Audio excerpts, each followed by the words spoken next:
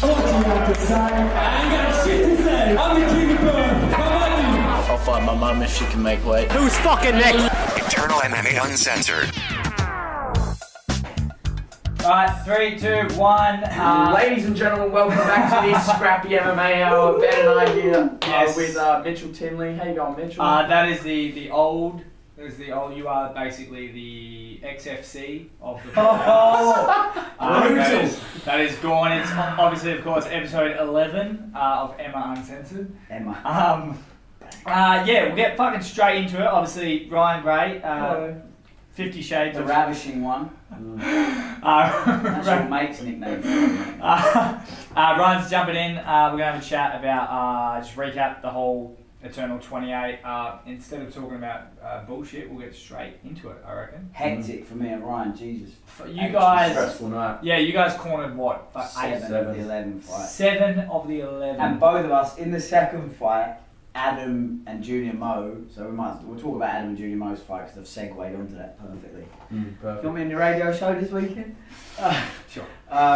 There was such a back and forth war that we both lost our voice. And the crowd was going so nuts that we obviously felt like we needed to up our volume just to try shout to them. By the end, I was dead. Yeah. There was a bit where it was quiet and Ben yelled something and all I heard was. Yeah. Oh mate, it was a disaster. Other times I'd try and yell and nothing would come out. Yeah. Other times I'd squeak.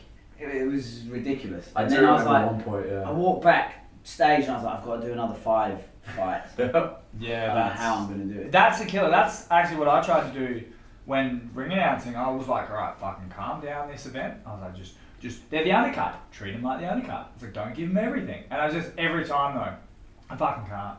When you're staring at like two fighters who are about to fight each other, especially if the crowd's going nuts and like really likes them, You get pumped. you just get into it and you're like, fuck my boys, I don't care. And there was a couple I took a few off, because you know at the start when I go like, all right, welcome to the ring this guy, and then welcome to the ring this guy, and then I do the announcing, I get a good gauge for like the crowd, like who they're going for. If they make no noise, I'm like, okay, you guys are getting C- effort. But it's just then like by the second fight when you've got Lawrence and the crowd goes nuts, then you're like, oh, here we go, we're gonna have to give an A class. And what a fight that was. That was an amazing fight. Yeah. Adam Lawrence got this, like, even his last fight that he did on whenever it was, 25 or 24, whenever it was here, and he dropped DJ Boron straight away. 5 seconds. But it's 2 fights in a row that he's just absolutely had barn burners, and I think that's his way of fighting. Yeah. Yeah, at 100%. Like in the gym, it's the same. He's actually a super technical boxer. Like he's got really good sharp hands. But you put him in the cage under the bright lights with the noise and the 4-ounce gloves, and he turns into just this brawler. Yeah. Like, he hasn't, and I'm thinking it's going to come in his next couple of fights where he settles down into the fight that you might see a bit more beautiful technique off of him. Yeah.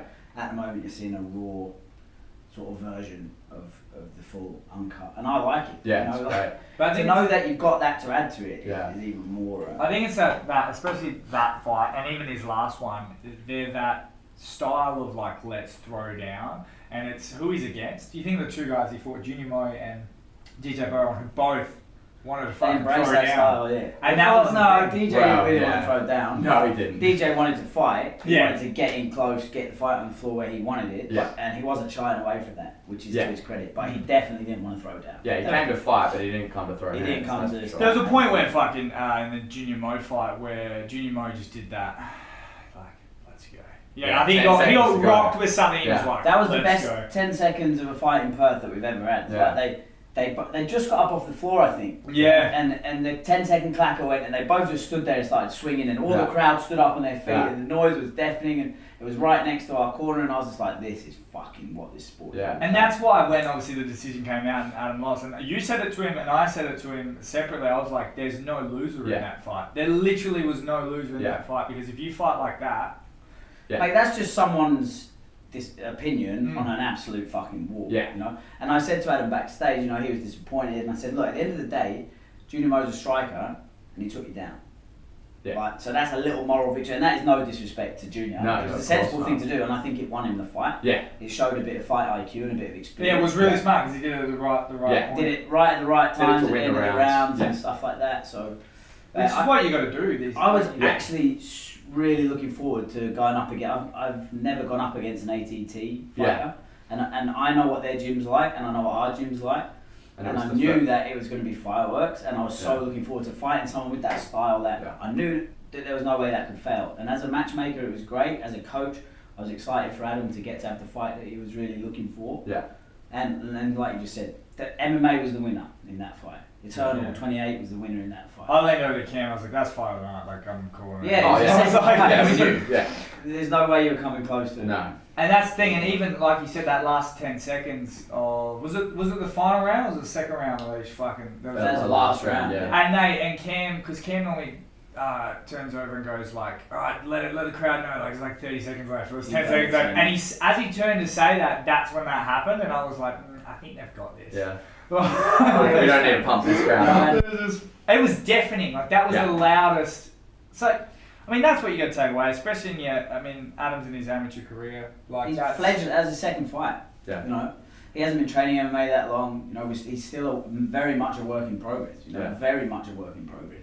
And he obviously wants to get better. I mean, he came all the way down to Next Gen to do the Chris Brennan seminar. So like anytime you drive, anytime you're a guy making a drive on to Mandurah on a Friday night, like you're committed, and that's his grappling side. Same with his fucking striking, which is. But those are a lot of the leg kicks that were thrown. A lot of those were just like slaps type thing. They look good. Yeah. But it's clever as well because it's a attritional strike. You know, you get 10 of them, it starts to take its toll. And Adam started to get like red marks, started to get little tiny welts on the legs from those leg kicks. And even though they were just kind of foot slaps, like you said, and the sound is winning the round. You know? Yeah, and at the end of the day, because I think that was for a minute of the first round, you know, it was pretty tentative, and it's like if you're looking at it, even though it didn't probably do any damage, Junior Mo's still winning that first minute of the round. I think Adam was hungry because he ate 2 fucking head kicks that would have killed most people. And he looked back at him and went, yum, yum, yum. Like he just... It was unreal. I mean, the pair of them, there's not 2 better chins in Australian MMA. Oh, I couldn't believe it. Because I've seen Adam hit bags, I've seen Adam hit people.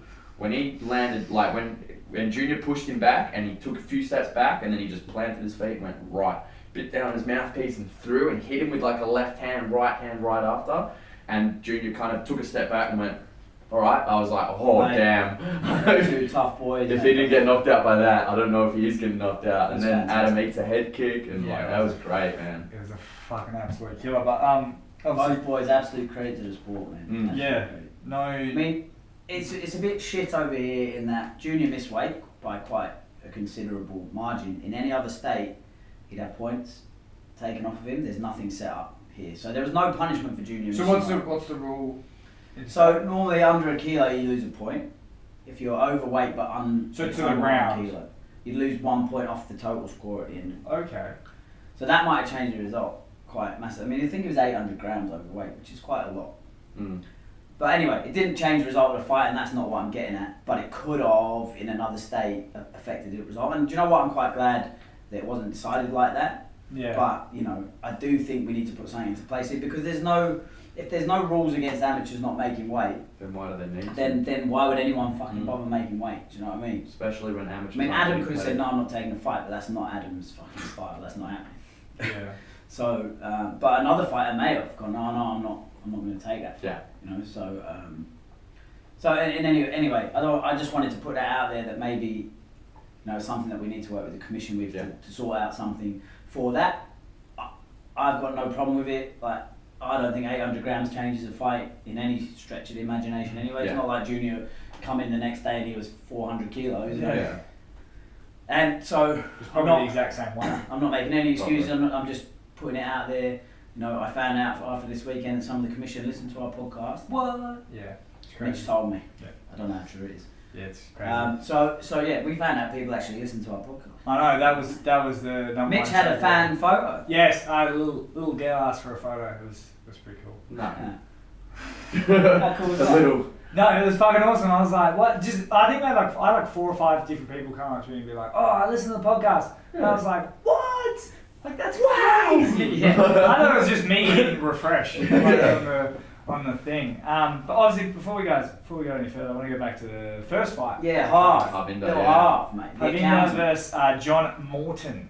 Which fucking funny thing, during the weigh-ins, I don't know if you guys know, but Cam keeps giving me this sheet every fucking event. It says John Norton on it. And he has to cross it out. That's right my before. fault. That is my Untitled. Every fucking time, right? And so he fixed it right before the weigh-ins. And obviously John Morton must be like annoyed at it by now. Yeah. And I made sure, I even listened back to the fucking live stream. I made sure I said John Morton. And he came up and he's like, as he goes to weigh in, he goes, it's Morton, not Norton. And like a fucking idiot, this guy's cutting weight. He's an angry fighter. And I was like, I said that.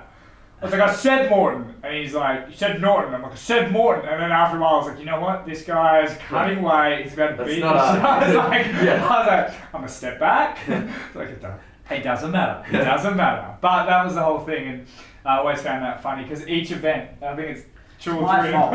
It's actually 100% my fault. Because I make the card and send it to Cam, and then Cam digitalises it all and puts it on Facebook and stuff. Yeah. I apologise, John Morton. But that fight was obviously two different styles in the sense of one coming forward, one picking apart. Look at Harv. He's almost winning straight away because you look at him and think, I'm just going to fucking smoke this dude. Yeah. Like he's a little skinny Singaporean Indian nerd who looks like an accountant. Yeah.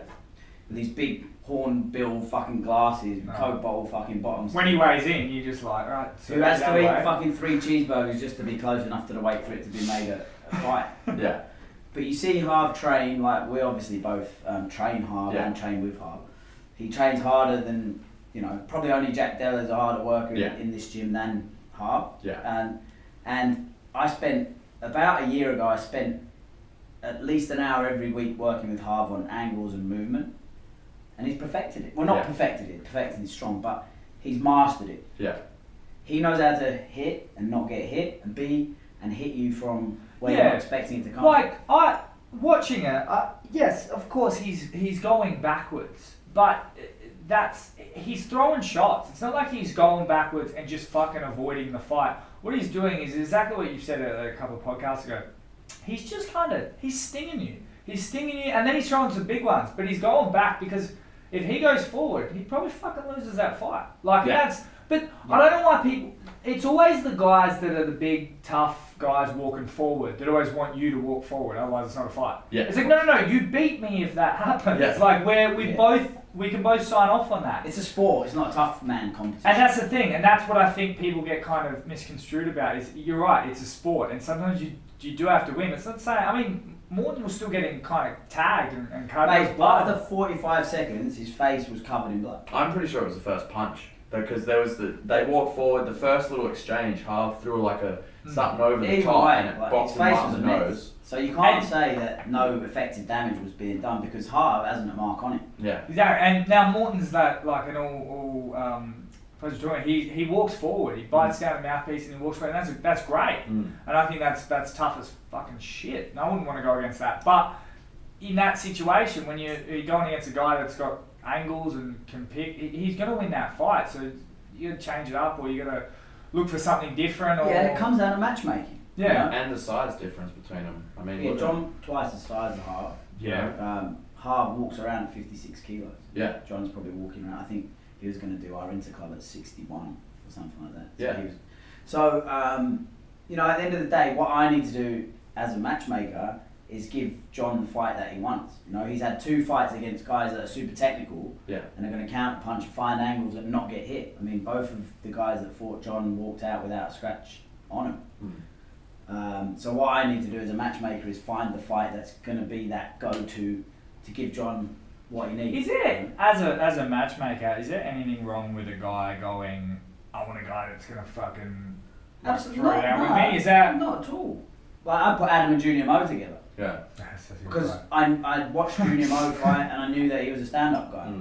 And I knew Adam was a stand-up guy, so why not make some fight? That's heaven. So I know that if I match John with someone that's going to march forward, it's going to be a great fight. Unfortunately for their camp, they're going to be disappointed because they feel like Harv ran away or whatever. That's fine. I understand that, and I understand the frustrations as a coach behind that, having that 2 fights in a row.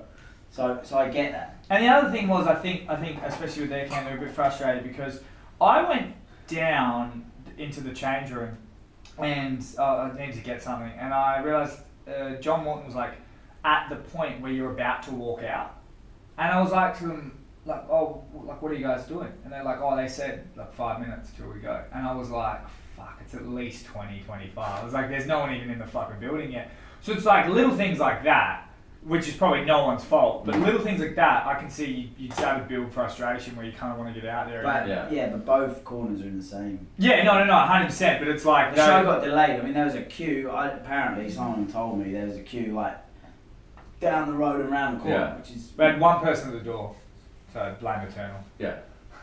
Yeah, you know, we were thin on the ground with volunteers. On this yeah, show, you had to bring... Who's the young lad that had to wipe up all the blood? And the Lawrence. Yeah, he's so good, man. He was such a great guy. And I was looking at him and I was like, that's a guy that ends up, when you end up being champion, and he goes, oh, I started, and I was like, wiping up the blood. For sure. Like, he's 14 and he's in the gym training with grown men in the fight team. And all he ever wants to do is fight and spar and do all that. We got one of those at Kick-Ass, Charlie. He's about 16, 17, probably years. Let's match it up. I saw him at the end of the show. I said, "Oh, thanks." And I gave him $50. It was like he'd won the lottery, you know. Yeah. Well, he goes to me. He goes, "Do you reckon I'll get paid for this?" And I said, "Mate, if you don't get paid for it, I'll give you money." So I was like, "That's like." He asked me at the beginning. He went, "Am I getting paid for it?" No, like the impetuous 14-year-old. Yeah. Like, I'm cleaning up the cage. I went, "Yeah, good for you, man. I really appreciate it." He went, "Am I going to get paid?" I went, "Fuck no." And then just got his garbage bag full of money, and you can have some. Oh, I wish that was the case. Something fell out, and then he was like, "Yeah, right, you can have that." I can't be asked to pick that up. Yeah, pretty much. Yeah. So at the end, it was nice. Like, he wasn't expecting any money. He came up to me and shook my hand, and I gave him $50. That's the way to start, man. I remember when I was first started at FFC when I was 17. I was like to Steve. I was like, "Oh, can I just like hold the spit bucket?" Yeah. Like, that's what you do. Yeah, you just want to be around it. You just want to be in it. And, you know, even just like being the wipe up boy, you're part of the team. You're part of you get to be in the cage and feel it. And you get a best seat. And like, he bought a standing ticket for the show, but. Oh, so he made no money. Then he gets it. So he broke even. No, because we upgraded his. Ben's like, here's some money. Yeah, you're all good, I didn't lose anything.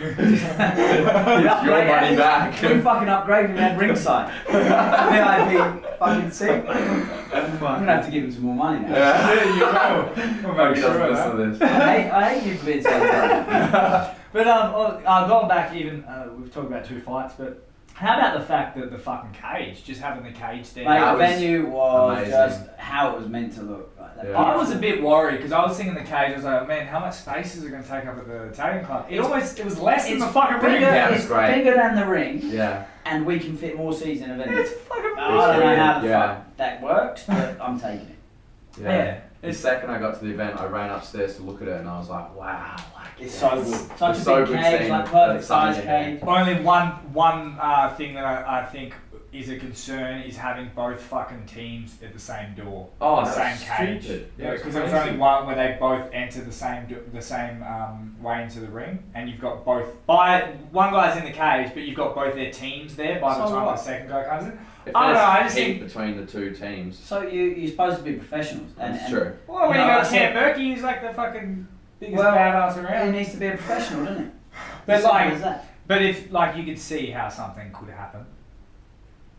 There's also 3 officials there. There's the referee. There's you're stupid if Vaseline something guy, does happen. But I mean, and there's another official checking them over. So do you know what? Some cages only have 1 door. We have a cage with 2 doors. Like I said, we're thin on the ground with volunteers, so you make the best of the situation. I don't think it's a problem them going through the same door, and then in between rounds, they were opening the other door, and you could go in through your own corner. But on the Gold Coast, in Jack's fight, I had to run all the way around the cage, and then the cameraman had got there before me in that fight, and I said, "Get out of the way," because I wanted to get to Jack. This isn't tight on. And he was like, he looked at me and smiled and sort of like, and I just fucking launched him across the cage. Like, you've got to get out the fucking way. Yeah. So, but I even stood behind. When I had to go read some results, I was like just standing behind like 4 people. I was like, no, that's cool. Take your time. I was like, people are wait. I'll just do it from here. Like, it's so awesome to be in the Italian club. The noise, the atmosphere. That's why I said a couple of podcasts ago about it's the coming out party for the cage. Like Hex missed the boat and did it in metros where you don't get the atmosphere. Yeah. There was more people in metros, but you wouldn't have had the same atmosphere. Yeah. So for me, that was like the coming out party of the cage, and fuck, it didn't disappoint at all. Yeah, it's fucking quality. The WA Training Club, I mean, it's obviously the venue as well, but the fucking fans and the people that come down for Eternal, it's next level. Out of everything I've done, but I'll tell you why that is. Insane. Because it's an old school show in that it's all local fighters. Yeah. So it's all their mates. So people are whereas I'll use Hex again as an example. They fly a lot of people in for locals. Yeah. So you only get half the crowd. The crowd are only invested in half the fights. Well, that, I mean, like that's Brandon Ropati, Glenn Sparv, great fight, amazing fight, but do it in Sydney. Yeah. Where someone's from, or because everyone's like, who are these two guys? And then it's a little underwhelming because it's a grappling fest. Well, that's the same no one's thing. really into that. Yeah. Like, I don't want to go into it too quick, but like Marcus's fight, if you don't know Marcus and you don't know Josh Togo, you don't give a fuck about that fight. To me, I know Marcus, so even though it was a bit like stale at times, I knew what was trying to happen, so I was always invested. And that's what happens when you're watching your mates fight. It can look like a boring fight. Like, for example, I actually think this is the third fight of the night, Jesse Sayers versus... Didn't see it. Yeah. Like me and Ryan... It was a clinch fest, okay? Yeah. Now, if you're a casual fan, you're probably bored. Yeah. Me watching it, I was like, fuck, I know how hard it is to clinch and how exhausting it can be. So to me, I was still excited. Yeah. So was that the 4 fights? So we've done halves and Johns. I think it was the third. Yeah, I think it was the third. Then Then Adam Ihsan and Junior. fourth. And then Jesse and Kyal. Kyle Wilkinson, sorry, that's right. He walked out with the hat thing. Yeah, he's a character. He's a lad. I enjoyed that. It wasn't exactly the most exciting fight in the world, but it was technical in the sense of like they were literally just clinching the whole time, and it was tough clinching. It wasn't tired heavyweight clinching. It was like they were really trying to get the better of each other. And I think that one ended up being a split draw. Yeah, it was a draw. And I think 100% that was a draw. Even if one guy maybe edged out another guy, I think that type of fight it's a draw was a you're split not upset draw. about. Yeah, it was one of those ones where it's like, hey, we nullified each other, that sort of thing, and then it was what it was. Yeah. You might not rematch it, but it was what it was. I enjoyed it, but I can see how people did. But no one booed or no one, there was nothing, there was none of that, which is great, because between that and times of Marcus and Togo, that fight, you think, okay, there could have been some boos. In America, and there was none. And in America, it would have been a different, And that's the thing, the only time there were boos were the fucking next gen kids that would boo Togo when he walked out, which was fucking hilarious. Yeah. The commission savages. The commission had to tell them to like, hey guys, can you like chill it? Because they were like, boo! Sitting on seats. They were basically in where like fighters walk out. Yeah. The first set of chairs, and I was fucking losing my shit because they were booing. They were like high fiving "You everyone as they went past and all that. Yeah. Cool. So fucking funny. Do you remember what the fourth fight was? Was that Ihsan? Yeah, it was Ihsan. Okay, Ihsan versus Justin Hickey, who Justin Hickey recently beaten Ihsan by split decision about a year ago, 2 years ago. Yeah, I mean it wasn't a dissimilar fight, to be honest. Yeah, Hickey chose to play the takedown ground control game this time, which surprised me because maybe he's a. I think Hickey and did which well. surprised Ihsan as well. Hickey He did really well. That's probably the best performance I've seen from Hickey as well. He looked good, like good wrestling, good jiu-jitsu. Obviously, he's been working a lot.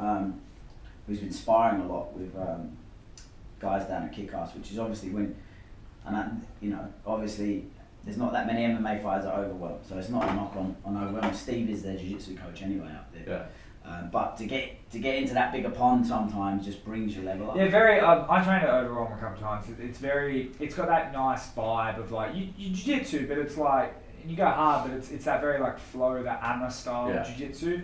So when you do want to do MMA, like your Brandon Rawlings and your Justin Hickey, you do have to come over to Kick-Ass to get that. But we've got a kind of relationship there. Yeah, well, Steve teaches that.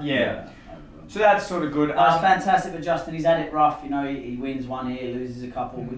And I know he struggled psychologically a little bit with the fight game. And I had to ask him his fucking record because I had 3 different sheets of paper that said 3 different things. Yeah. He's like a Thai He's fighter. had a lot of fights, man. I'm like, how He's had many? a lot of fights. Yeah, very experienced dude. And you'll know this. Tough as shit. Yeah. You'll know this too if they have a. I don't care what other ring announcers do, but if you're 3-7, like this is your like 11th fight. Like I'm saying that. Yeah. Like I don't like saying 3 wins, 7 losses. Yeah. I like saying this is his 10th fight. So Yeah. everyone goes, oh, his experience. Rather than going 3-7, they instantly might go, I don't give a fuck. Like Yeah. I'm out type thing. Yeah. Yeah. I think Ihsan is destined to be the Frankie Edgar, where every fight is a close decision, and it might go the other way. It's but just, it doesn't. he's a mystery to me. Yeah. He's in the gym, he's a killer. Yeah. It's one of those things where I look at back, he's had 5 fights now. Yeah. To me, he's won 3 of them, including the first one with Justin. I think that he won the 2 other ones. I think the fight where he versed that Muay Thai guy, Dave, was it David Creel? Yeah, that was he got beat there, and he got beat in this most recent fight.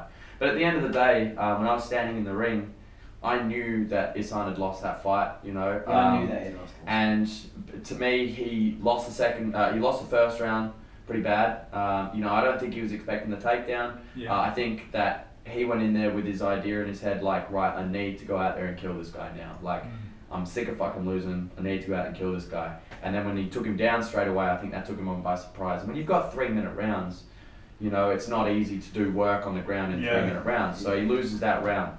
He comes out in the second round. Justin blitzes him to the cage, and then he takes Justin down, or however that happened, I can't remember, or Justin took him down. And then he puts him straight in a triangle, and they spend the whole round in the triangle. Then he swaps to the armbar, and Justin gets out right before the end of the round. Now, how you don't give that round to Ihsan, listen, he would have lost the entire fight either way, but something's got to be done when you literally have a guy in a triangle for the whole round, nearly finishing it.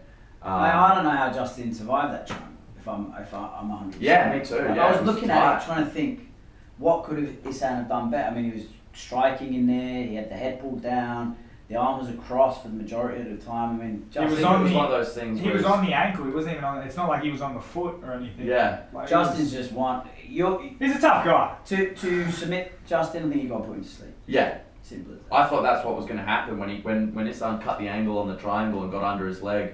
I thought that's what was going to happen. I thought he was going to go snoring. I mean, people Good give Justin shit and for whatever it is, but at the end of the day, he's got that old school fight mentality in the sense of like, when it comes to fight night, he's there to have a fight. that's why I love having him on the show. Yeah, you got to respect that, man, for sure. He's coming to, and he took that fight with Mitch Taylor when he was massively undersized, and he doesn't shy away from it. Yeah. I've got so much respect for Justin Hickey. And as for Ihsan, we go back to the drawing board. He was back in the gym yesterday. Yeah, he's not a dude that'll take that lightly, but I think for a point for him now, look at how much work he's done in that. Well, at least Ben and I know how much work he's put in this gym, and he's got no fruits yet. Well, I was saying it last podcast. Like Steve said similar. Like he came to a kick-ass sparring day. First session, Steve was like, "What the fuck is this guy doing here?" Next session, next week, he was like, "Holy fucking shit, this is a completely different guy." And that's probably what he's got to deal with is having on days and off days, and he obviously can fucking fight. And at the end of the day, look, no one in WA has a better chin than him. Oh my God. And look, at the end of the day, You amateur can't records in your long-term career don't mean shit if No. he's going pro. So he gets all these losses out now, he figures it out, Yeah. Exactly. and then he's fucking 1-0, 2-0 pro. It's That's not. it. It's definitely not a big deal. Right? No. Like if you have a great amateur record, awesome. Yeah. Like that, it's We good too. We just need to figure out what it is. Maybe this is one of them. But he's also one of the nicest guys in the world. We need No, maybe we need a sports psychologist or something just to get him over the hump of what happens to him when he Yeah. steps into the ring and it doesn't quite translate. Is he into too, does it mean too much to him? Is it maybe... He might be getting like he's the monkey on his back now. He Yeah. might be getting to that stage where there's so much Send him pro. built up. Like, Start again. it's one of those things where, I think for him, he's such a nice dude, but also like I'm a nice guy, but if you, I could kill someone, you know what I mean? Like in the cage, I don't know if that's possible for him. I don't think he could even get that kind of level of like putting pain on somebody, you know? He's just he's a real nice dude, but he's also such a technical thing as well. Like it's not about getting in there and just trying your best and scrapping. Like he wants to be the technical. That's what I mean. Maybe it's like it's still a sport to him. And then when you go against guys like Hickey, which are like, I'm fighting. Yeah. Maybe that's the bit where it sounds like, oh, I lost the game. Yeah. Hickey's like, I lost my Only life. Ihsan knows what's Yeah. going on. Yeah. It's so hard to speculate. We should chat to him. And sometimes it's one of those things where when you overthink it, it becomes much more of a problem than just getting in there and just scrapping. But anyway, it was a fucking entertaining fight. It was a great fantastic. every fight he's had, I've not been bored. So, Yeah. I mean, that's... Another fantastic, but you know, that's little consolation to him. Yeah. Oh, exactly. Yeah. You know, we'll pick up the pieces and we'll get him going again, and you know.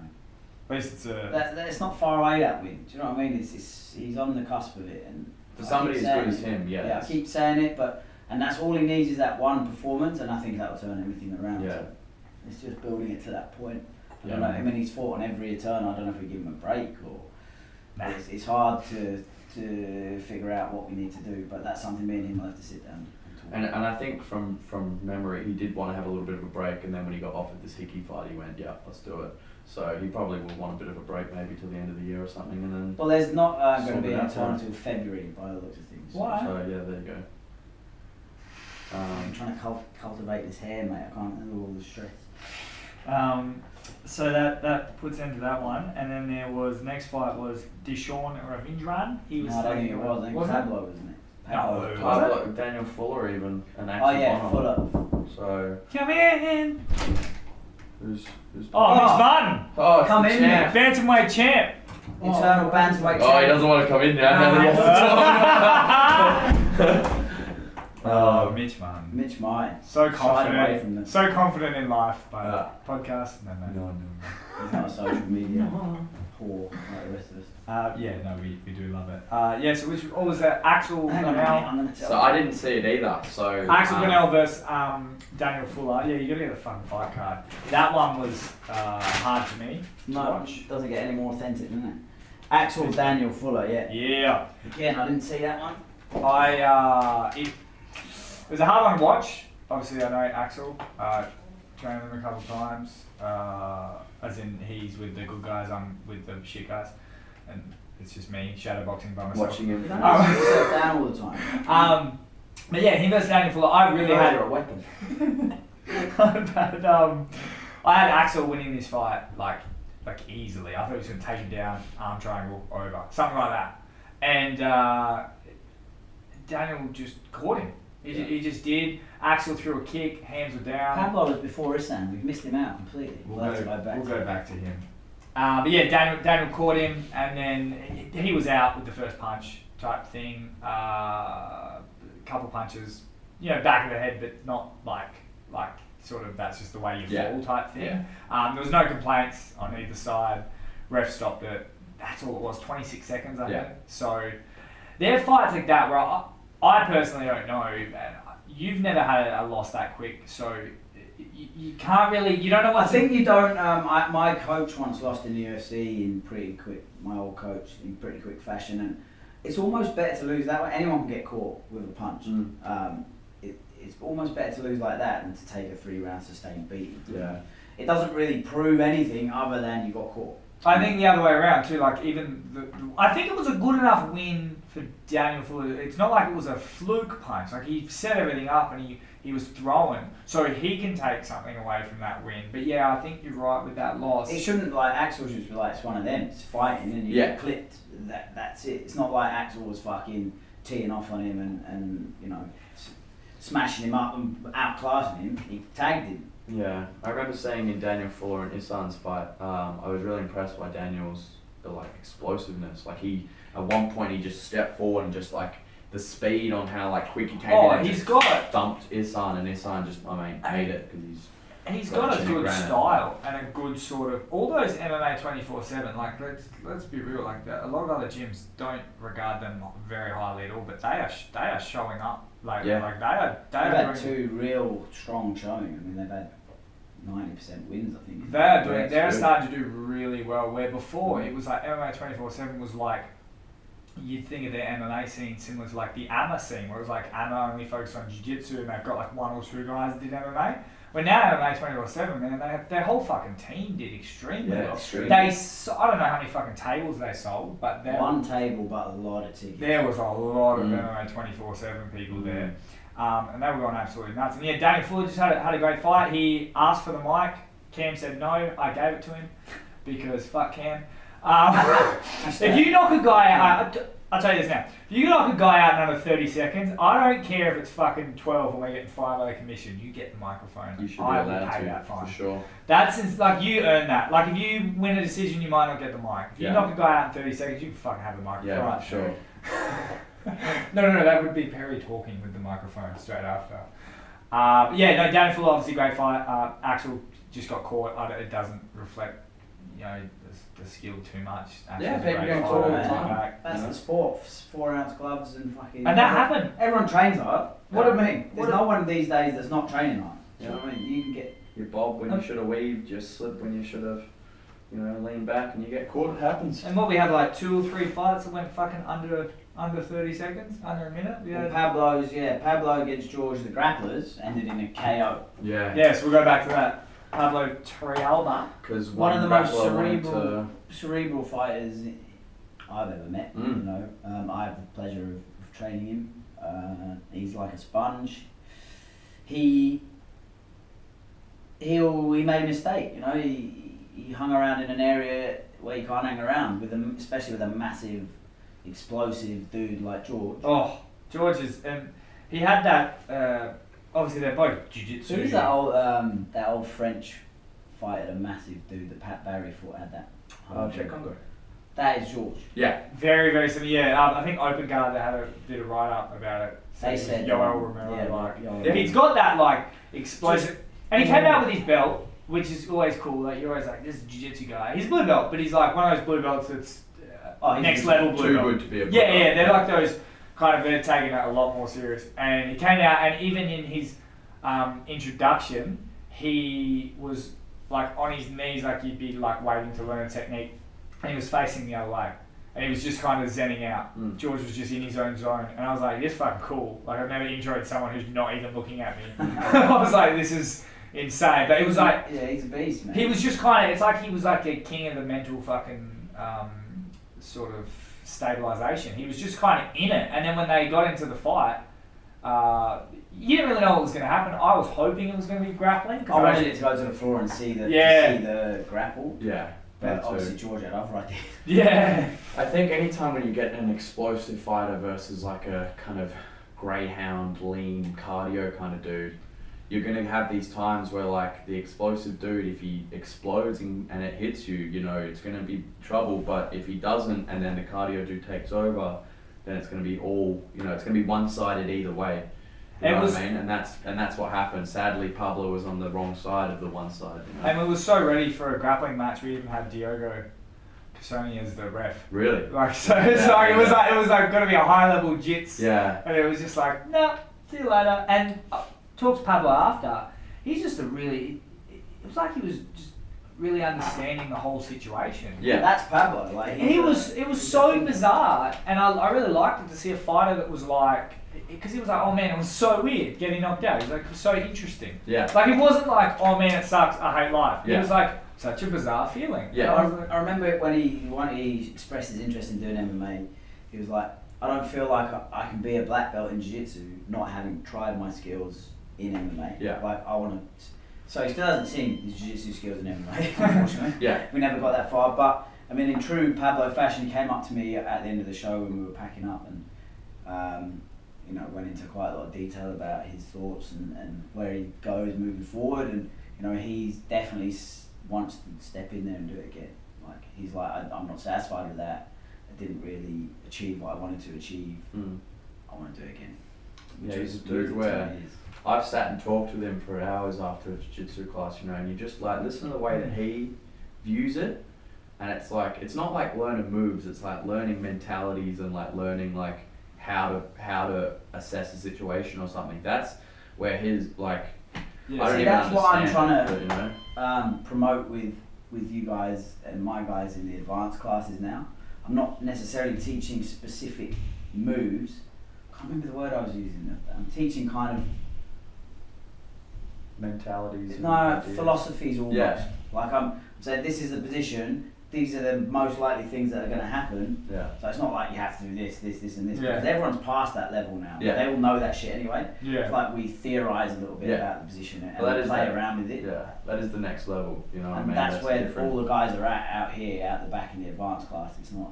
I'm not going parrot fashion like Kimura. It's Yeah. like this is the position where that may present itself. These are your options from that position. Triangle, armbar, omoplata. Yeah. And that's the stuff you leave for the beginners dudes, you know? Yeah. The people that don't even know those moves, you can teach them the moves, and then once everyone knows all those moves, then you've got to figure out different mentalities. And yeah, and what Ryan that has a completely different jiu-jitsu game to me because his style is completely different. Yeah. His flexibility is completely different. So what's gonna work for him isn't necessarily gonna work for me or anyone else. Flexibility actually exists. Yeah. And that's, I mean, I was talking about In Pablo. body and in spirit. Talking about Pablo before, where he was like, oh yeah, I just wanted to know like what it feels like for a fight. He's like, I was petrified. He's like, it was nice to talk to George to find out he was also petrified because he didn't look petrified. And it was like the way he was talking to me after the fight, I was just like, he goes, I got knocked out. He's like, I didn't know at the time. He's like, I woke up on a stool, and he goes, I hope I made it to round one. And he goes, and Ryan said, you did. Too. And I was like, that's hilarious. Like the way he was fucking Yeah. explaining it. And then I was like, dude, I'm pretty sure most fighters, if not every fighter ever, is petrified. No, there's a few that aren't. You've got your crazy guys. Yeah. But, you know, Donald Cerrone's got. If you go on YouTube and Google Donald Cerrone's little piece about how he feels before a fight, and he's the wildest motherfucker out. Yeah. He's petrified before a fight. You know, it's when you get into the cage and you've got to be able to switch that off. But up until that point. But it's an animalistic thing. When you've got something to lose and it's like high risk, high reward type thing, that's what your body does. Your body actually starts assessing what can go wrong, what's worth it, why is it risky. Fight or flight. It's anything you do, you get that similar sort of feel. And it's just, it was nice to see a guy like Pablo like really break it down like that. Yeah. Like I think when you know that you're willing to give it everything and you know you're willing to like go out there and go to war, that's when like none of the guys are scared to get into a fight, you know what I mean? But everyone's scared how people will react to them after they lose. yeah, it's like that. It's not the what it loss. is. It's not the getting knocked out. It's the getting knocked out in front of your friends. Or getting knocked out in front of your family. And worried that they're all gonna. The worst part I think is when people come up and they feel sorry for you. Like that's what I don't like. You know what I mean? Like I hate that when somebody looks at you and they're like, I knew what I was like, getting into. Like, yeah, like, and you're almost like, don't feel sorry for me. Don't make me feel like I'm a little bitch. You know what I mean? Like, don't, you know, like I'd much rather like I had a boxing fight a couple of months ago, and I lost by a second round TKO or KO or whatever it was. I wasn't completely out, but like you rang my bell, and you know I go up to my friends afterwards. They're just like, unlucky, bro, and I'm like, yeah, that was fun though. And they're like, yeah, that was a good fight, and I'm like, yeah, and then that was all good. Like, you know, like I'm obviously disappointed, but at least my friends aren't like fucking sitting there like, oh no, like, are you okay? But that's why there's always, it's normally as high as you go is as low as you go. So if you go fucking nuts and you think you're the greatest in the world when you win a fight, you're probably going to be as fucking depressed as anything when you lose. Yeah. So if you can kind of not go too low, not go too high, you can get a good feel out of it. It's just everyone handles it differently. Yeah. So it's also, you know, what you put into the fight. Maybe if you're the main event, like you said, maybe you've sold a lot of tables. Maybe that changes how you even fight in general. Yeah. All right, Steve Russell, Dishon. Okay, why did Steve, in his debut, why was he taking on a guy that had 5 fights? Is it the level, or was Steve's got a really good level of stand-up. Yeah. You know, he's a tough dude. We knew that he was going to struggle on the ground. Now, as a matchmaker, I figured Dishon would stand with him. I've never seen Dishon try and take people down before. Yeah. But what I didn't probably think about properly was that Dishon and Steve had trained extensively before in the past. So it was probably like a bit of a mismatch in that respect on Dishon's favour. Do you know what I mean? Like, we knew that Steve would have the edge standing up for sure, but then we probably knew that Dishon would have the. And even then, Dishon's got good hands, and we know that Dishon, like, you know, likes to stand. I thought it would be I thought it was one of their matches where it would be a brawl. Dishon's a similar guy to what we're talking about with Harv, in the sense of like, he doesn't look like a fighter. Oh, he's Yeah. a nice He's like- dude, man. He's too nice. He came up to me after the fight, shook my hand, and went, "I love you, Ben," because I used to be his coach. Yeah. Yeah, so it's the same thing. It's he's weird. such- Did he leave just to train? Just like I think He stopped he training for a moved. while, and then Mitch Ben or yeah, that as well. And then Yeah. he moved real close to 24/7, and it was far from here, so he started training there. Yeah. So that's all good. You know, like I say, I as a gym, like I never type it. Oh, you can't go and train there. People go and do what they want. You know, if you're not training there, it doesn't mean I don't like you. Yeah, it happens. If there's a gym that's I love 5 Dishon. minutes around the corner from your house, and then all you have to travel half an hour to get here, like. Oh man, it used to happen all the time when I drive to Kick-Ass and I drive past Synergy. It took 3 minutes, and I was like just kept driving, but I was like, man, if only. Like it was like 3 minutes down the road. It's so much easier than like 40. Or when I drove to Next Gen, and it was like an hour. And I was like, oh. Yeah. You go through the stages of like being amped to train, and then you don't want to train anymore, then you back up, then you back down, then you back up, and then you hopefully you're at the right point when you get there. But it's hard, man. Some guys... Dishon's on a run, mate. He's had a good couple of wins. Yeah. You know, he's training hard. He's looking good. He had his first fight in a total like 93 kilos. And he had to cut weight to make that. Yeah. Oh, yeah, we were Yeah, cutting when he was weight to here, he sort was that. fat. Like we used to take the piss out of him all the time. Yeah. Now he's got himself down to 77. He's doing something right. You know, he's listening to his coaches. He's sorted his nutrition out. He's training like a beast. That's the other thing too. Big fan of everyone that's from another country is like repping their flag, and so it made Eternal look.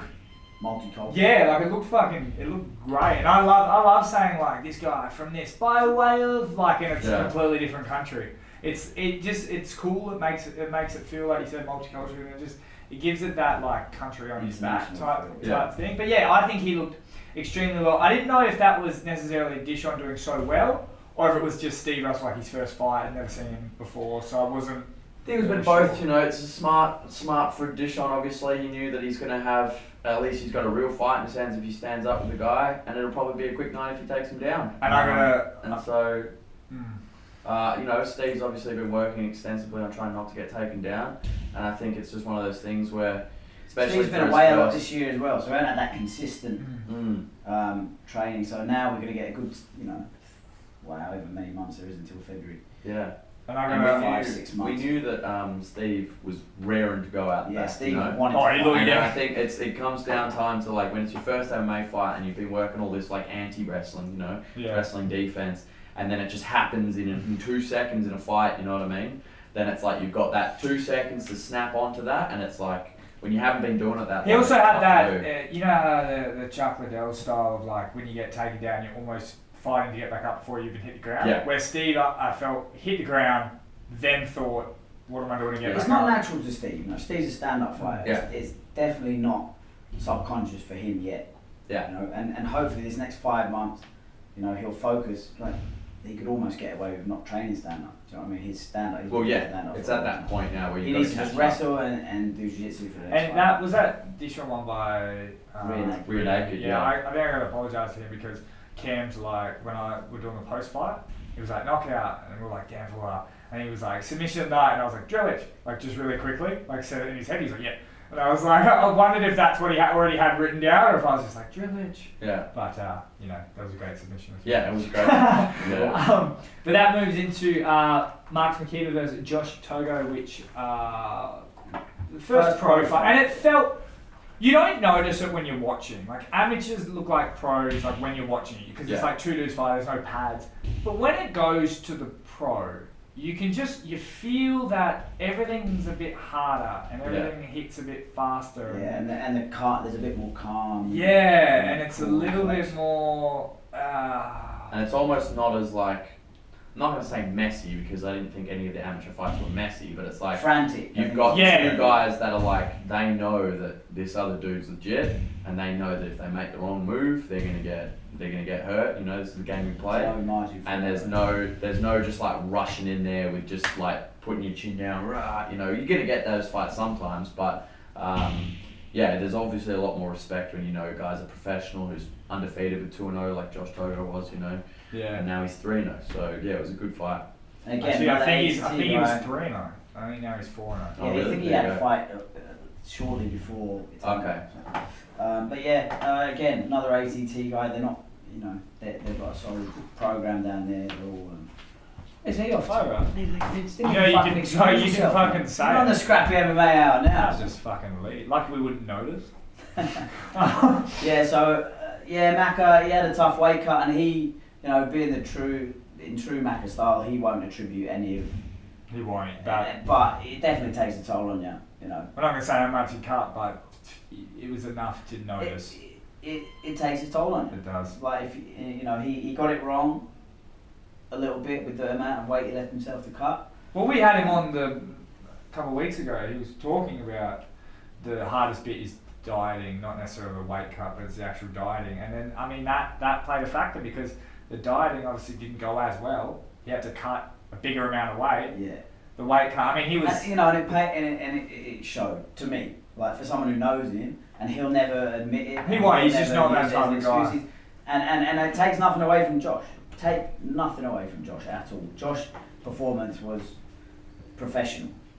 He stayed away from the ground. He used distance. He used sharp striking. And me and Ryan were talking about this. Yeah, I was gonna say Marcus. Not only did Marcus catch Josh in a few subs, he caught him in the ones that Marcus fucking specialised in. Guillotine and a footlock. I mean, the footlock was way looser than the guillotine. He was going for the footlock. But that fucking guillotine was tight. And he was switching it from underarm to arm into over and 10. And when he got it to like that 10-finger guillotine, which I know is his trademark, I thought, oh. And I was actually watching it on the stage, and I said to one of the guys, I said, "Oh, this is good." Yeah, well, when he's out, I was like, that's tight. That's it.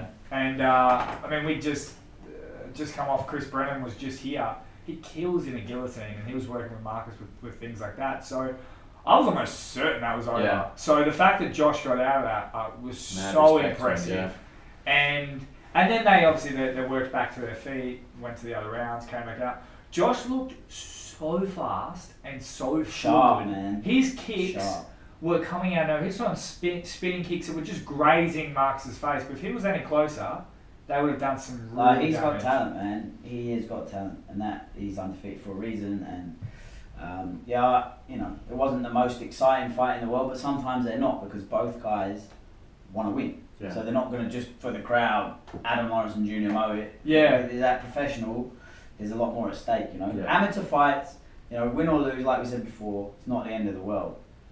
Pro, if you've got designs of going somewhere, that loss can set you back another year to get enough wins to counteract that loss. And I mean, Marcus is a really good boxer. I know his kicks kept him away from being able to really, really get into it. The one thing that I thought Marcus did really impressive was how far he shot, especially in the first round. He shot from like kicking distance and still managed to get those takedowns, at least get him up against the fence. And again, that's another thing that really, again, like maybe he's biased because I know how good Marcus is, but when I saw him against the cage and that thing, and I know he's a catch wrestling background, I thought, he's going to take him down here, and then there's going to be trouble.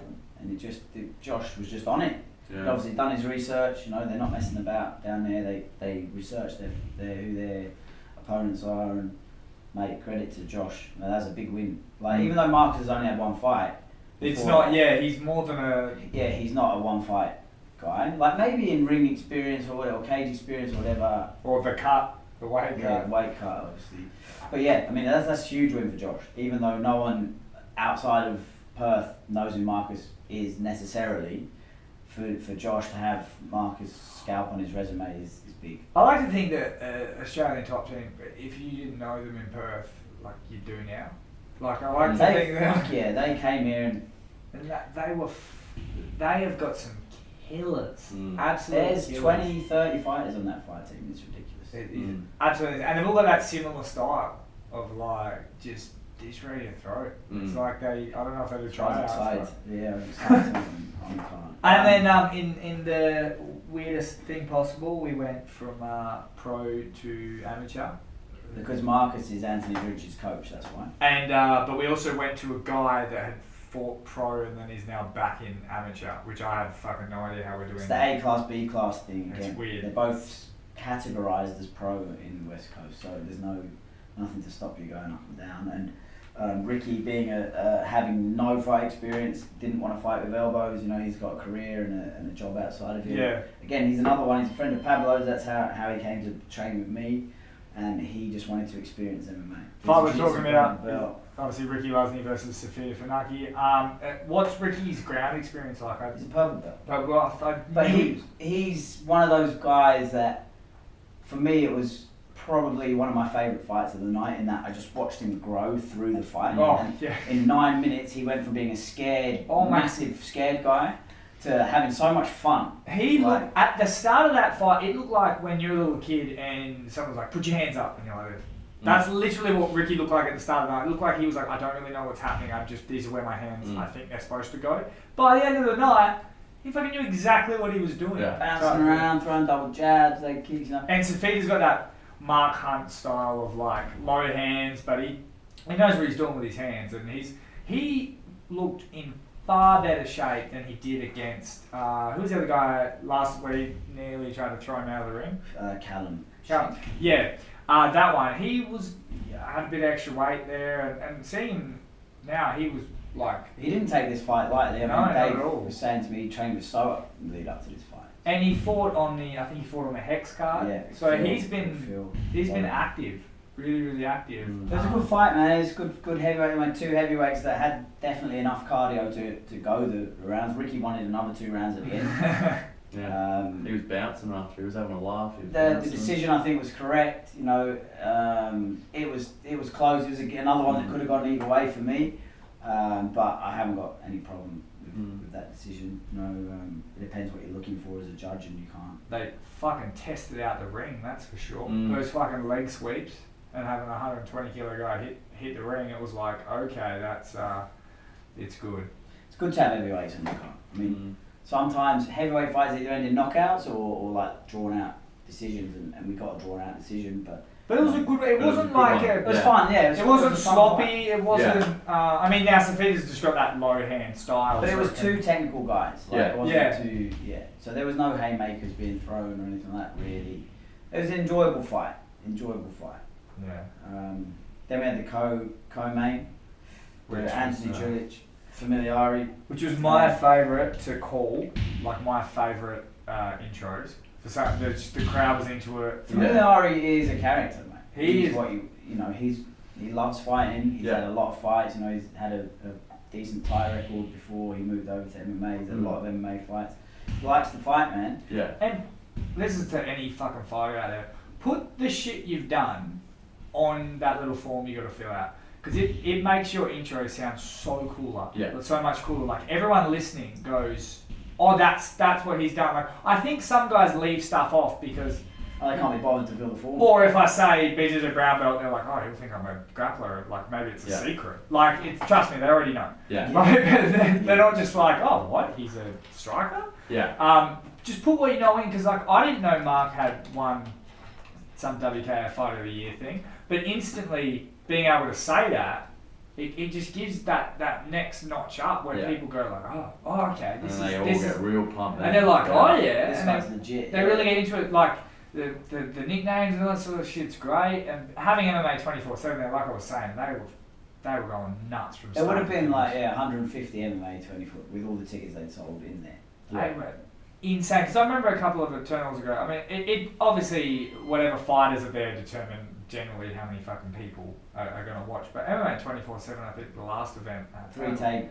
Yeah, and it's just, it was a great fight. I mean, obviously... didn't last long. There's not much to talk about. Anthony came out with, he's like a serial killer. He's like, there's no emotion on his face. Well, he looks like someone you'd pick on in school. Yeah. Like he looks... a fucking bad mistake. And that is exactly what I think happens. And a bit of background into that fight. Before the fight, Mark... was obviously trying to get the fight rolling and he like hyping it up, and he was saying like he wanted Anthony to stand with him. Yeah, he knew would take him down. Interviewed and somebody said, you know, nobody really stands in this fight. Posted on Facebook, will Drillich have the balls to stand? Yeah, and there was like a video of him being interviewed with it all and saying that, which is, I think that's cool because it's obviously the type of the fight makes people a little bit more interested. But that's why I think it was such an impressive one for Drillich, because Drillich essentially dropped him, caught the kick, dropped him, and then dropped him. It was probably not all punch. It was probably a lot of it was a bit of a takedown within it. Yeah. And then finished it on the ground. So he got both ways of it. He got the fight. He won the stand up, and he won it on the ground. Yeah. So and Drillich got his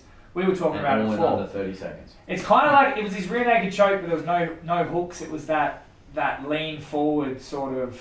Yeah, I mean, to the casual observer, oh fucking hell, we didn't have any hooks. Yeah, he just do this. But the way that he positions his body over the top of Familari, it's like almost like a neck, crank at the same time. Yeah, you can't move from there. And what you got to understand is for Drillich to be able to put that kind of pressure on him, you know, it just shows how good he actually is on the ground. Drillich Same with any of those guys from next gen. You Their know, ground game is very legit and very different. And it's like, the way that they do it. You're not going to have seen a rear naked choke without the hooks in many times. Yeah. And you're definitely not going to have felt one. Familari was like, what the fuck? Yeah. Because it's not only a choke, but the pressure on your spine is ridiculous. So for all you fucking people out there slagging Mark off saying, oh, he didn't even have his hooks in. Go to next gen and let Drillich put that fucking. Either look at the fucking photo from Hitman Photography. There's one of the right angle. Photographer in the game. Without a doubt, he never misses a moment. Mate, he is the best. It's on the Drillich flight where fucking Marcus is walking past him taking a photo, and his eyes are directly on the ring girl, who was fantastic. And by the way. amazing. And then at the back, I was laughing at Marcus, and then someone screenshotted. You can see me at the back, and I'm doing the exact same thing. Yeah. And I was like, oh fuck. I think everyone. I just even on the ring girl, like not just because she's nice looking, but she had a nice personality. She had that great. And kids were taking pictures with her and stuff like that, and it was just that's what we want to build. Like we want to build characters in the event that people like, and I'll do it now. Mitchell Tinley. Please. Continue how you're fucking going. I've never had feedback. No one's ever given me feedback about an MC before after an event. But I had 4 or 5 different people come up to me and go, that MC's fucking great. Yeah. Like, and I fucking hate saying it because I love to give you shit. But for that to be your third show, I mean, it's quite outstanding. Oh, we're saying I'm after not putting your money up. Well, we're saying after the show on the weekend, people coming up. Yeah. See, I saw him handing out $20 notes to some random people. Now you explain it. So I was super impressed. Like, to be that proficient, that quickly. I don't give you many compliments. When they come, take them. It's don't fucking spoil it. No, it's one thing, and this goes out to your mate in fucking Queensland, which I'm coming for that job. The other guy, Perry Kyal in fucking Hex, which I don't know any of these guys. He's not in Hex anymore, by the way. Well, that's probably why. But you can have a good voice, and it's anything, like talent, whatever it is. You can have it. I don't think I have a ring announcer's voice. I don't have that, like, ready to rumble. Like, I don't have that round. You could, though. But all it is fucking passion, and you got to care about what's going on. Mate, just chill. Honestly, I'm going to say it. Right, it's on video. Fucking good MC, this cunt. Oh, shit. Yeah. It's about time ago. And you did put my money up. You did. See? Yeah. Did you buy a ticket? You didn't tell me. I had to refund it. No, it was quite funny. I checked my envelope. I was like, oh, a lot of money. It's not like last time when I took Mitch Martin's paycheck home with me. Because Cam's like, oh, there's 2 with Mitch in it. He's like, it's yours. And I was like, all right. I checked one. I was like, okay.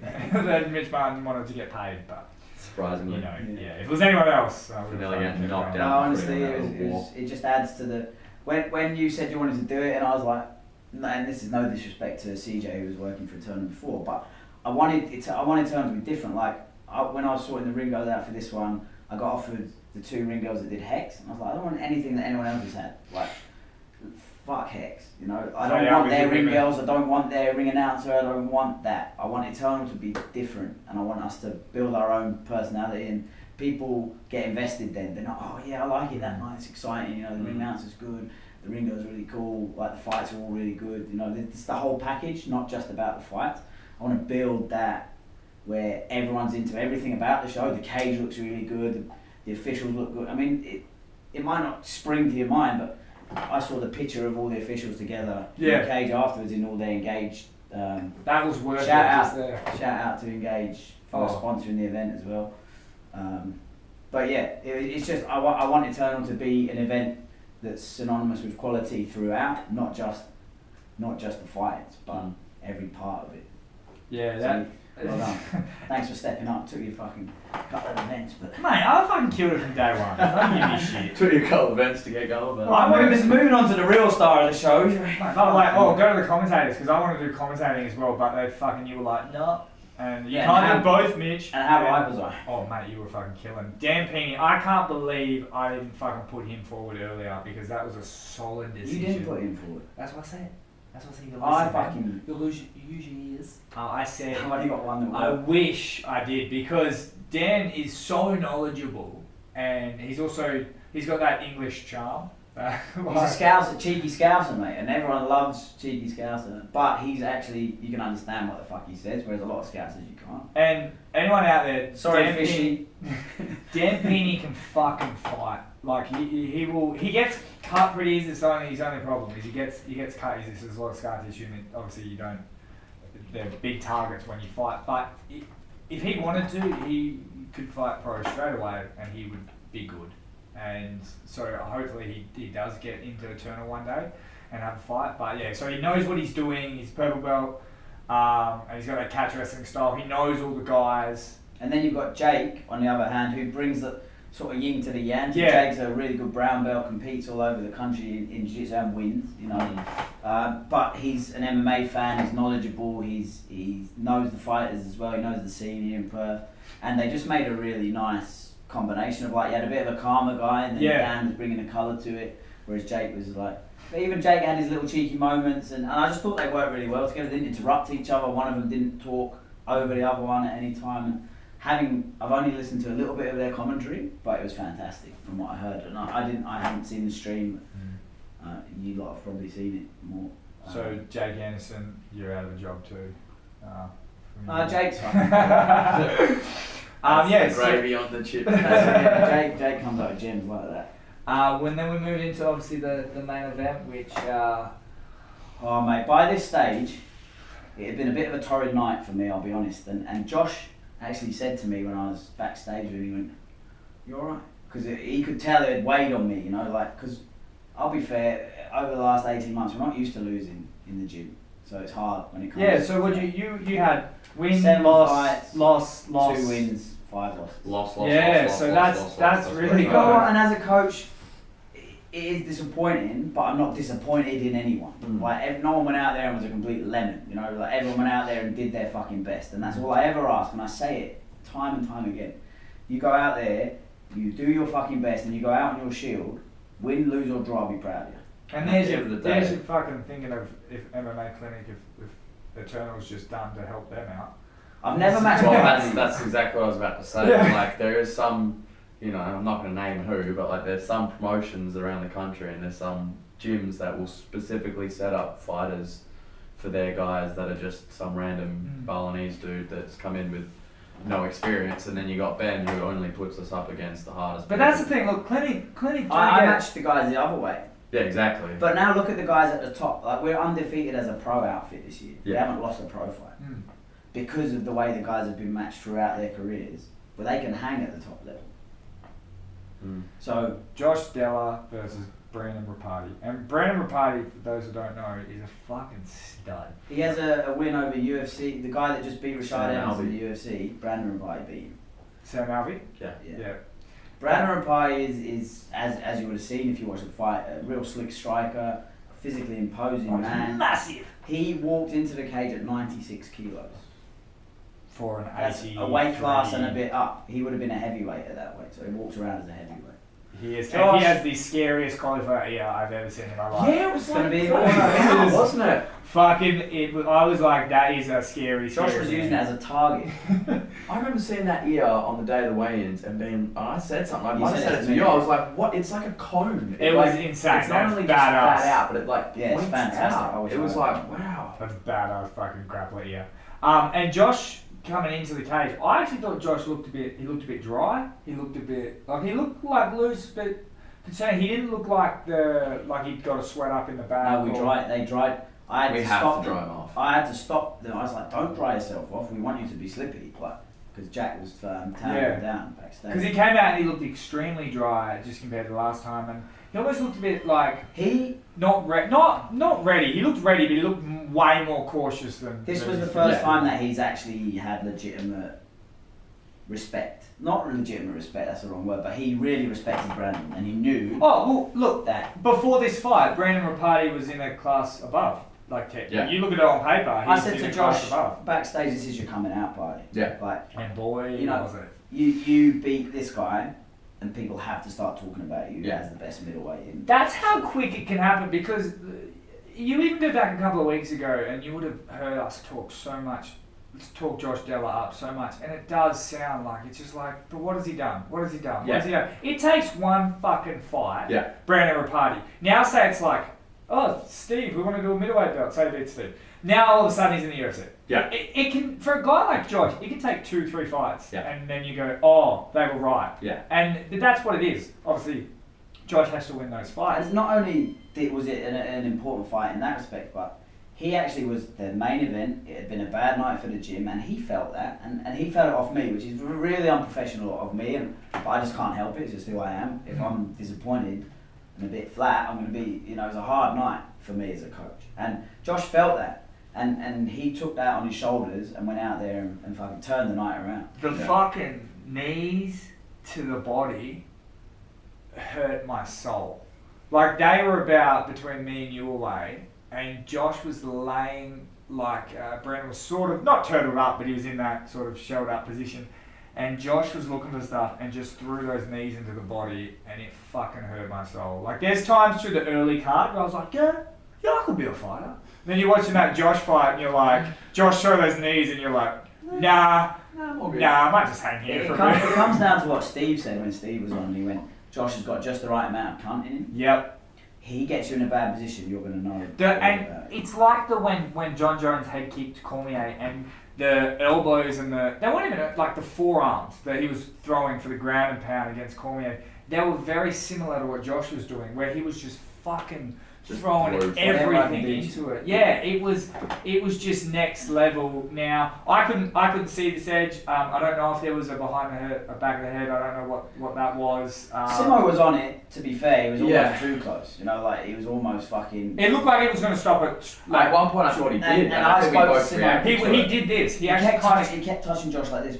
The second he touched him, we both stood up and we thought it was done, and then he kept going, and we were like, "What the fuck?" But you know, I spoke to Simo after, and he said his exact words were, "The shots were collecting the ear, so if they hit the ear, they're not back in the ear." You know, maybe that was. And then Simo does the rules meeting after the weigh-ins. Everyone's around. He says points out exactly what's legal and what's not. And it is hard when you guys in a shitty position. And it was right in their corner, so they were vocal. You could, you know, Simo no doubt heard it, but And when you got a guy that's of high level, like they're not knowing nothing coaches. When you got Ashkan you got that sort of, and they're right there, and that's all more sort of praise to Josh too, to stay, because he was quite composed, even though he was fucking throwing heat. Look, Josh and I had a little session on Wednesday. No, not like that. Oh, okay. On Wednesday night, he came in to do like game. We never normally game plan, but I just had a little thing that I thought might work in this fight, and we drilled it. And I'm not going to give away the exact sequence because I think a lot of people still don't do this right when they fight. But if you were to sit, you could have videoed the session that I had in here with him and his brother, and then you could have videoed the end of the fight. It was identical. Was it just a mirror, and you said that's you, Josh, and you just fucking you do that? No, be yourself. But it was just like that. Was another really pleasing thing for me about the performance was his fight IQ is now at a level because his experience is getting up there where he's thinking in the fight as opposed to just being impulsive. The first couple of fights you see Josh Della and he's chasing people around. Yeah. Whereas this fight was really. It felt different to even the the level of mastery on that takedown. He changed direction twice. Yeah. Oh, that's the other thing that I wanted to talk about with the takedown is Ropati fucking sprawled perfectly. Yeah. And Josh went, nah, I'm gonna keep doing this. And he turned and he's it's about changing direction. And he got it, and it was fucking spot on. It was at that point where I was like, Josh is fucking ready in this fight. It was, and obviously Ropati had just fought Glenn Sparr, who is a tremendous fucking grappler. Yeah. That's what gave me the idea to go through the way that we went through. Like watching that fight, I watched that fight over and over and over again and realised how good Brandon was at getting up. Yeah. And Josh has got that ability to, like, even if you got him to, if you said to Josh, alright, let's just go wrestle this guy and hold him down. Josh's mentality is just like, oh, he's in a spot that I can hit him.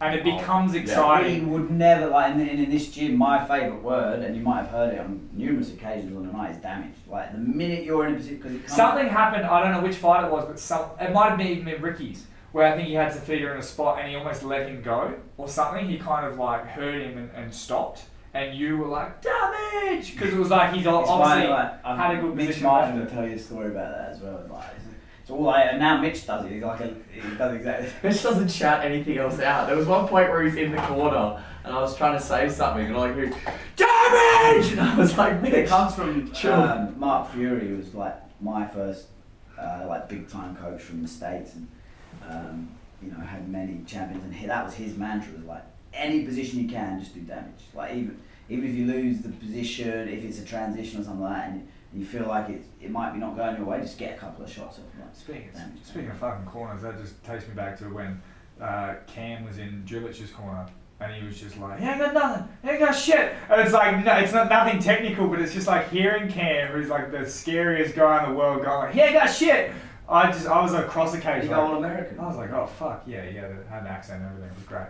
But I was like, oh my god, like that's scaring me. Yeah. Like I'd be like, because Steve used to say that about Birdie, he's a kickboxing coach, who was, you'd always have him in the corner as like your tough guy. You have like your coach who was all like mental, then you always had like the tough guy that gave you that confidence. Scares yeah. I don't know if that works with you guys. Did you have, was Jack, you And Ryan. and Ryan in who was Mitch Martin in the corner for? One of them, somebody. I can't remember. It was me, you, and Mitch, wasn't it, for one? Which fight? Maybe Ihsan's fight. Might have been. He was because Mitch looked like he was ready to fight. Actually. Like he had his shoes off and Mitch his is in the fight zone at shorts the on. moment, mate. I was like, is there a surprise fight? I don't know about. Mitch is in the zone at the moment. In training, before this fight, he threw Ricky, the heavyweight, around. Like, Oh shit. Yeah, I remember his In first one fight. training session, Mitch's first one back, he was sick for a little while, took a bit of time off after he became the champ, and his first sparring session back, like, it wasn't, yeah, he was. he wasn't being nice to people. Like, Yeah, no, I know. rolled with Mitch and I was like, oh no. He's a just real good for monster, one. eh? He's like again. I'm like, nah, my knee hurts. Yeah. Like, I was like, let's stop this. You know, maybe when you're sparring with some people, you know, you're going to get those people that come forward quite a lot, and if you land like maybe a stiff jab or two, that may take a little step back and be like, yeah. If you land a stiff jab on Mitch, you got to know that then he's fucking come for you there. Like, He's like, yeah, he's That- gonna get nothing for free. yeah, no. That takes me back to watching Josh. Another point that I think he does better than anybody. Now I know with small gloves it's not necessarily smart all the time, but when Josh throws a punch, his fucking hand, when he brings it back up to his face, it's perfect every time. Like everyone else is a bit looser and a bit flow with their hands. Josh has like got that like pocket It hasn't style. always been like that, and we're working really hard on it. Is that the thing? Because I remember watching him and Jack spar ages ago, and he did a similar thing. But is that his style? Did you work with that? Working or? on it, yeah. His first fight, he got tagged by Matthew Williams. Is it Matthew Williams? Yeah, something like that. Because of his hands were a little bit low, you know. Sometimes when he gets carried away and he's dominating.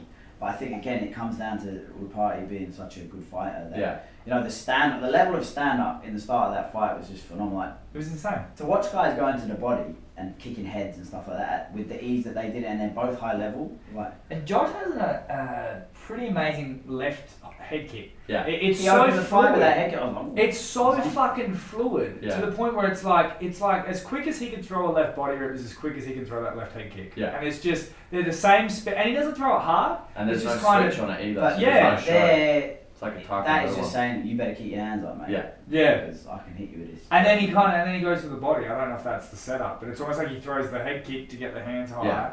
and then he always I works. think the Josh is body. a very natural striker. Like, we don't work on a whole heap of setups for him. It's And like, Jack's got a little bit more of like a kind of wing sort of Jack wants to plant his feet. And power. Yeah. Yeah. Josh is looking really fucking technical. Yeah. Don't know who his boxing coach is, but Yeah. doing great. Oh, dear. He's Yeah. a fucking handsome little midget though.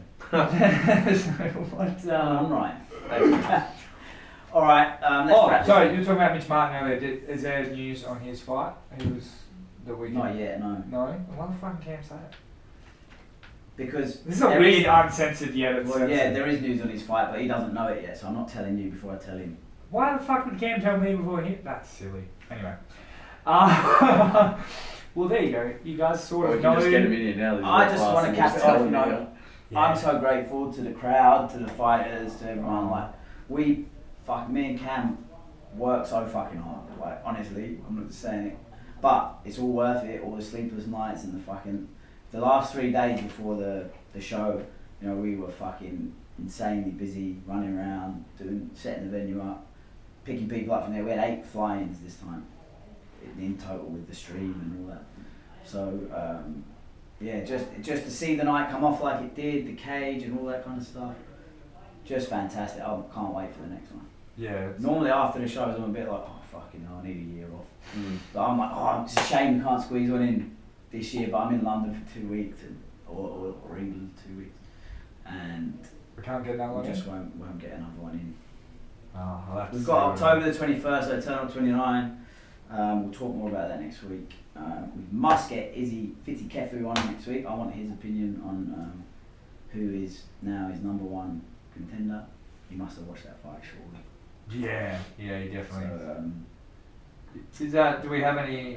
You got no plans? Obviously, you don't make fights on the night.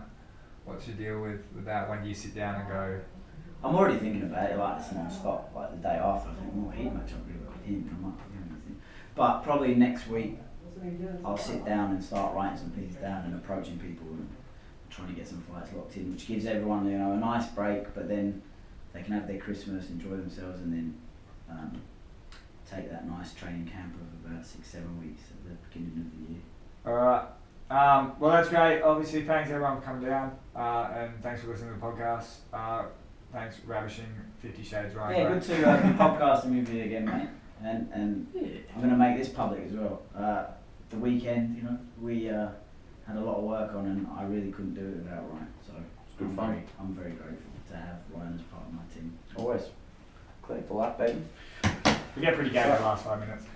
Also, guys, that wasn't gay, was it? I obviously don't have any work. Kathleen. I don't have any work for the rest of the year, so if you need an event, hit me up. As long as it's not MMA, because it's exclusive to Eternal. Yeah, I think I'm doing a boxing one now. Alright, peace. Yeah.